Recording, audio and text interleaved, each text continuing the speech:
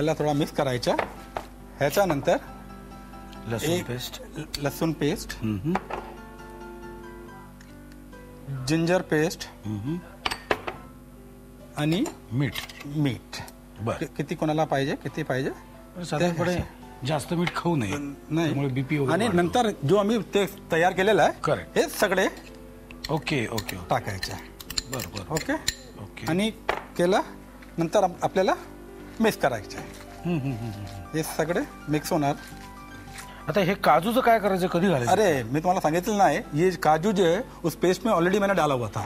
अच्छा अच्छा अच्छा. म्हणजे खडा मसाला जो आहे हा जी, ते टॉस करून तुम्ही ऑलरेडी काजूच्या. Okay okay okay. ऑलरेडी म्हणजे हे काजू खायला मी मोकळा आहे. ओके. आता साधारण किती वेळ लागेल अजून? आता आम्हाला हे पपैयाचा जो पेस्ट आहे हे सगळे टाकायचं आहे आणि 15 से अर्धा तासला ठेवायचा. मला एक उत्सुकता आहे, पपया का आला याच्यात? पपैया गलाने के साठी, उसको गलाने के लिए, मटन को सॉफ्ट करने के लिए. अच्छा, तो अच्छा. त्याच्यानंतर चपली कबाब म्हणजे गलावटी कबाब, चपली कबाब पपैयासाठी. अच्छा, म्हणजे थोडंसं मऊ होतं ते. जी राईट. Okay okay.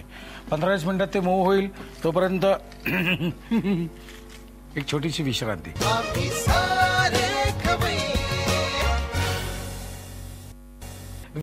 विश्रांती संपलेली आहे. विश्रांती म्हणजे नावालाच होती हो.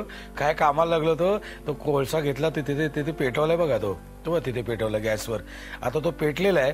इथे जे आहे त्याच्यात आम्ही अशी वाटी ठेवलेली, ते चांदी लावलेली आहे आणि आता त्याच्यावर तो कोळसा ठेवणार, त्याच्यावर आम्ही ते बटर घालणार आणि झाकण ठेवणार. बरोबर आहे? बराबर. यस.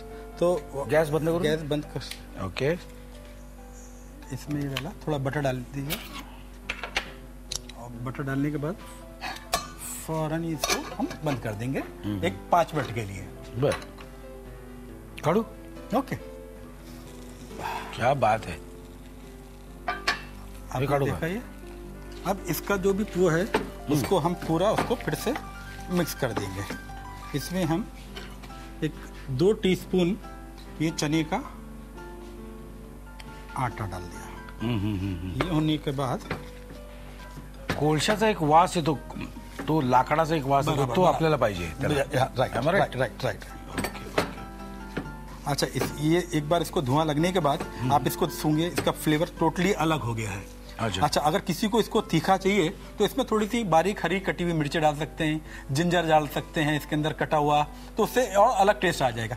ये हमारा पूरा पेस्ट तैयार हो, ready. Yes, now it is final for the. इसको कबाब बनाने से पहले थोड़ा सा हाथ को पानी लगा लें. उससे क्या होगा, थोड़ा सा आपका जो वो है वो अच्छा चिकटणार नाही, हाताला चिकटणार. बराबर. और इसको ज्यादा मोटा नहीं बनाए, उससे क्या होगा आपके तवे पे अंदर तक वो सिकेगा नहीं. इसलिए इसको आप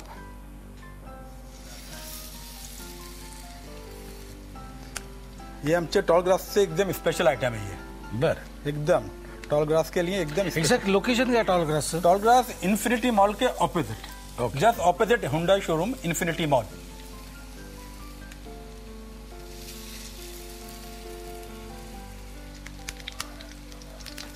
ओके ओके.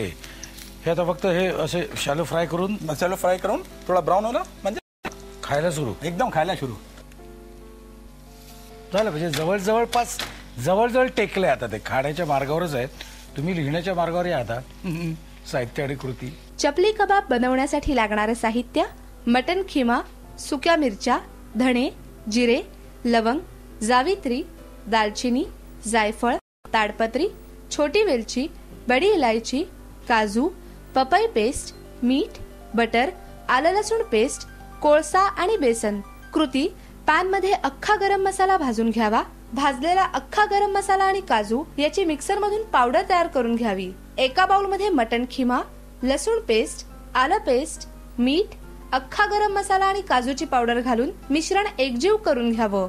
त्यामध्ये पपईची पेस्ट घालून 15 मिनिटांसाठी मिश्रण ठेवून द्यावं. कोळसा गरम करून तो मटन असलेल्या बाउल मध्ये ठेवावा. त्यावर बटर घालून वरून लगेच झाकण ठेवावं. 3-4 मिनिटांनी झाकण काढून मटणामध्ये 2 चमचे बेसन घालून मळून घ्यावं.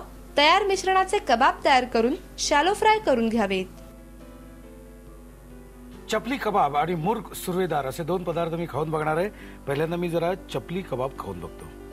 Let's try. कसं आहे सीख कबाब खाणं वेगळं आणि हे जरा